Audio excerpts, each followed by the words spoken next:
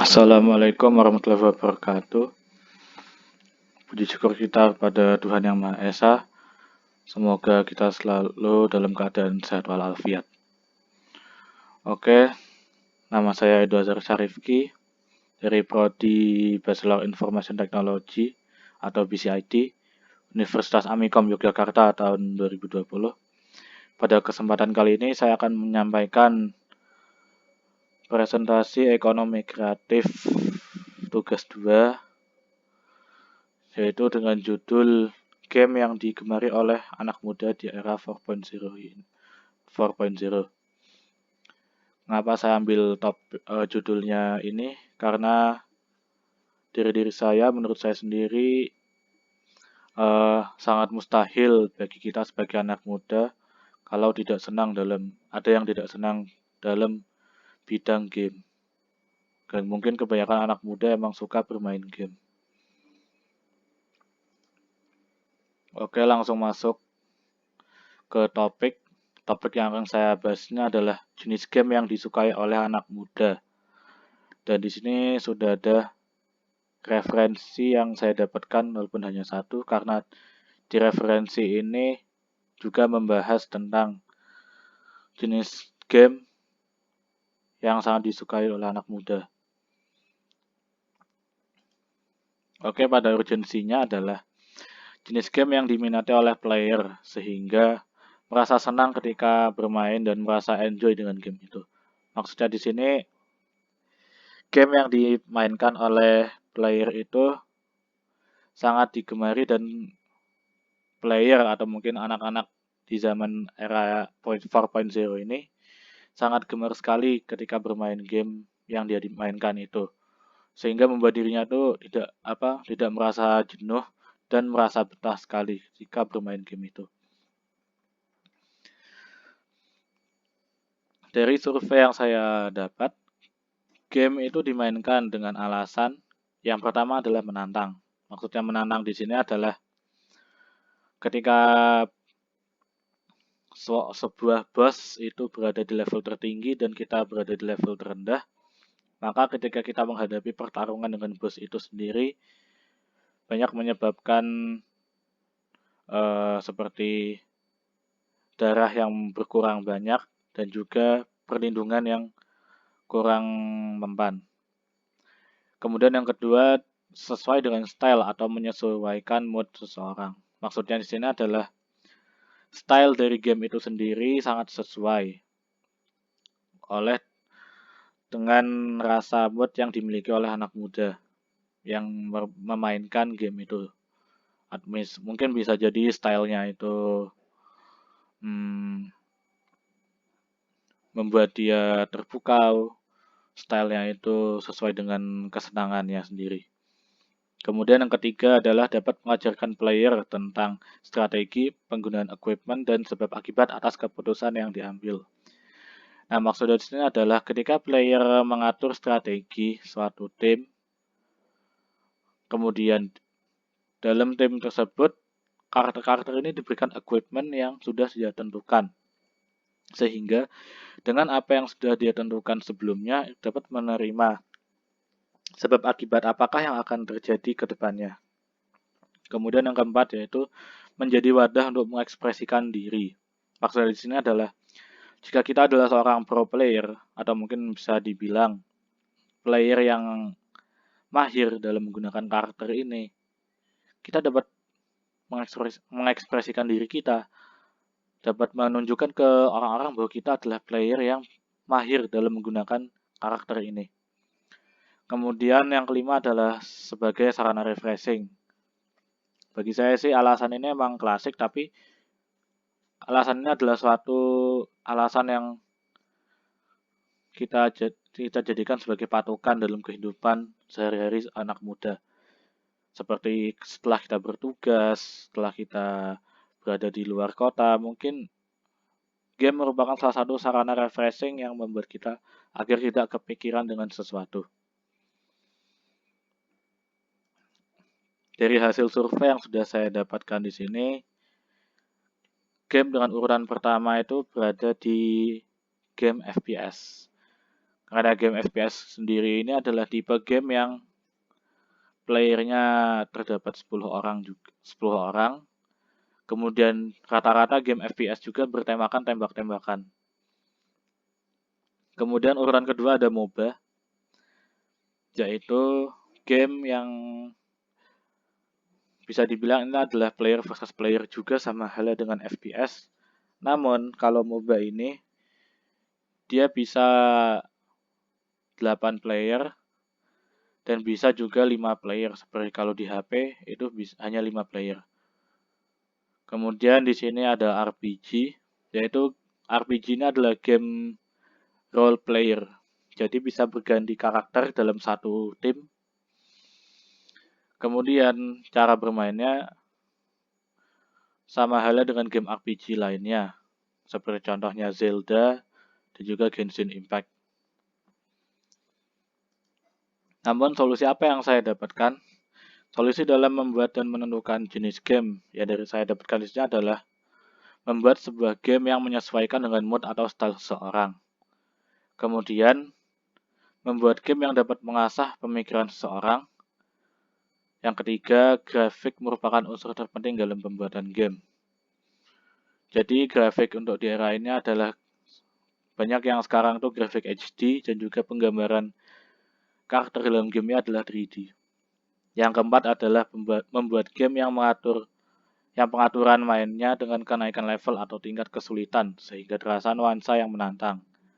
Kemudian yang terakhir yaitu membuat game yang dapat membuat anak muda termotivasi dengan seorang karakter dari game itu. Maksudnya di sini semisal kita mempunyai karakter wanita atau karakter lelaki yang kita kagumi. Nah, dari karakter ini kita termotivasi karena mungkin dari segi ceritanya, segi bagaimana wataknya, kita membuat kita termotivasi dan kagum. Nah, dari hasil survei yang sudah saya cari, terdapat 3 referensi yang bisa saya jadikan dalam pembuatan game. Yang pertama adalah Genshin Impact. Kelebihannya, game yang bisa dikatakan friendly. Maksudnya sini friendly adalah game yang dengan mudah dimainkan oleh banyak anak-anak muda.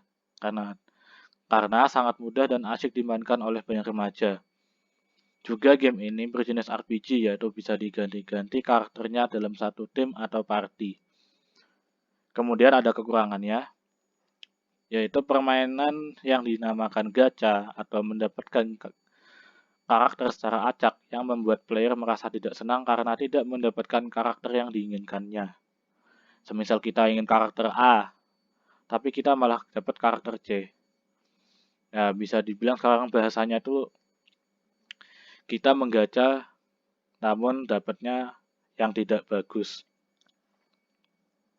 Nah, dari peluang ini, namun saya mendapatkan peluang, yaitu membuat game yang berjenis RPG dan memiliki konsep yang hampir sama dengan Genshin Impact.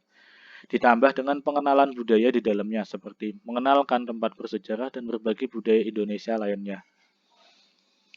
Kemudian yang kedua adalah Mobile Legends. Kelebihannya, game yang berjenis MOBA HP, atau mungkin bisa dibilang MOBA analog, yang mengajarkan pentingnya kerjasama tim, namun cara bermainnya sama seperti game MOBA lainnya, yaitu player versus player atau 5 versus 5. Namun kekurangannya di sini, dalam pencarian player, ada sistem yang bernama dark system atau diartikan sistem gelap. Artinya, player akan dicarikan dan dipertemukan dengan player yang ranknya tidak setara dengan player itu sendiri. Dan untuk kekurangan Mobile Legends yang ini memang sering terjadi di kalangan player-player Mobile Legends pada umumnya. Karena namanya dark system ini juga emang sudah dibuat mekanismenya otomatis dari muntonnya. Dan kita banyak mengalami hal itu. Kemudian, peluangnya, membuat game berjenis MOBA yang dapat mengajarkan player betapa pentingnya kekompakan dan solidaritas tim. Sebenarnya sih, untuk sistemnya ini tergantung dari, misalnya ada player dengan rank rendah sedangkan ada yang rank tinggi. Jika mereka mengutamakan kekompakan dan solidaritas, mungkin bisa mencapai kemenangan yang mereka inginkan. Yang ketiga, Counter-Strike Global Offensive. Kelebihannya, game yang berjenis FPS yang bertemakan tembak-tembakan sehingga banyak digemari oleh remaja zaman sekarang. Game ini sama halnya dengan MOBA, yaitu mengajarkan kita betapa pentingnya solidaritas dan kekompakan. Tetapi cara mainnya sama dengan MOBA, yaitu player versus player, namun untuk jumlah mungkin lebih dari 5. Kekurangannya hampir sama dengan game MOBA. Pastinya ada dark system dan hal yang meresahkan player. Dan hal itu dapat meresahkan player yang ranknya sudah maksimal. Ya sama halnya dengan MOBA, kekurangannya sih. Misalnya kita di pertemuan dengan player dengan rank rendah, sedangkan kita tinggi, mungkin ada yang takutkan adalah player yang dengan rank rendah ini adalah seorang pemula. Kemudian peluangnya sini sama halnya dengan Mobile Legends, yaitu ingin membuat game yang mengajarkan tentang betapa pentingnya kekompakan dan solidaritas tim. Kita lanjut. Nah, di sini bisa saya jelaskan referensi pertama yaitu Genshin Impact. Nah, yang maksudnya di sini RPG adalah seperti ini. Ketika dalam suatu party yang kita bentuk atau tim, terdapat 4 karakter. Tapi di sini bisa kita ganti-ganti. Namun dari karakter ini memiliki tipe yang berbeda. Ada yang tipenya tank, fighter, mage, support, dan marksman. Kemudian di sini sudah disediakan skillnya yang mengikuti dengan keyboard. Kalau ini kita bisa mengikuti angka karena mainnya di komputer. Dan ini adalah healbar atau tempat di mana kita bisa melihat kurang berapakah HP kita. Dan yang terutama yang saya bilang di sini adalah style yang sangat sesuai dengan mood seseorang adalah stylenya ini. Karena penggambaran Genshin Impact sendiri adalah berada di dunia fantasi. Atau bisa dibilang kalau bahasanya anak anime itu isekai. Dan juga penggambaran dari fashion karakternya ini. Karena fashion karakternya juga penggambarannya seperti anime. Dan juga penggambaran fisiknya. Kemudian ada Mobile Legends, referensi kedua. Seperti yang saya bilang sebelumnya, MOBA ini adalah MOBA analog. Dan di sini adalah analognya. Yang sedangkan di sini kita sudah disediakan skill dari pihak Mundonnya sendiri. Jadi yang ini yang lambang kapak ini bernama Basic Attack. Kemudian dari ini adalah skill-skill dari hero yang kita gunakan ini. Ini adalah skill 1, dan ini skill 2, dan ini skill 3. Atau skill 3 itu namanya Ultimate Attack. Kemudian di sini ada yang bisa kita bilang, di sini adalah spell. Namun yang bisa diganti hanyalah di bagian yang ini yang ada tulisan Aegis-nya. Kita bisa mengganti Aegis atau dengan spell lain yang disediakan oleh Mundon sendiri. Dan ini semua yang ada spell healing atau regen dan recall. Ini adalah sudah spell tetap dari Mundon sendiri. Kemudian referensi ketiga adalah Counter-Strike Global Offensive, di mana game ini bertemakan tembak-tembakan yang dimana kita hanya diperlihatkan senjata dan juga tangan. Dan juga grafiknya sendiri dapat membuat orang-orang betah dan penggambaran tempat serta karakternya. Namun di sini playernya, kalau tahu saya dulu itu kalau nggak salah 8 atau 10 player bisanya. Nah di sini juga ada sediakan beberapa senjata yang bisa kita beli dalam game itu. Ide yang dari saya usulkan adalah game RPG dengan konsep action dan culture introduction. Yaitu sebuah game RPG yang di sini dalamnya itu memang action. Kita disuruh untuk menyerang musuh-musuh kita, tetapi selain itu juga Nanti di saat tidak ada misi, mungkin kita bisa melihat bangunan-bangunan dan juga diperlihatkan budaya-budaya yang ada. Sebuah game yang berjenis RPG action yang di dalamnya juga memperkenalkan kebudayaan yang ada di Indonesia. Khususnya sendiri yang saya ambil latarnya rencana ini adalah Yogyakarta. Fitur aplikasi, game yang dapat membuat player merasa nyaman ketika bermain. Kemudian yang kedua, tidak hanya itu, bahkan player dapat mengenal bangunan dan kebudayaan yang ada di Yogyakarta. Seperti misalnya Candi Borobudur, Keraton, Taman Sari, Candi Ratu Boko, dan juga tempat-tempat eksotik lainnya seperti Malioboro dan juga Tugu Jogja. Yang ketiga, player juga diajarkan bagaimana mengatur suatu party atau tim yang dengan mudah dapat mengeliminasi musuhnya. Kemudian yang terakhir adalah player juga akan diajarkan bagaimana mengatur suatu equipment yang dapat membuat seorang karakter damage-nya bisa maksimal. Selain damage juga bisa defense. Namun damage ini juga terbagi dua, yaitu magical dan juga physical. Mungkin cukup sekian dari saya, kurang lebihnya mohon maaf. Bila ada salah kata, saya tutup. Wassalamualaikum warahmatullahi wabarakatuh.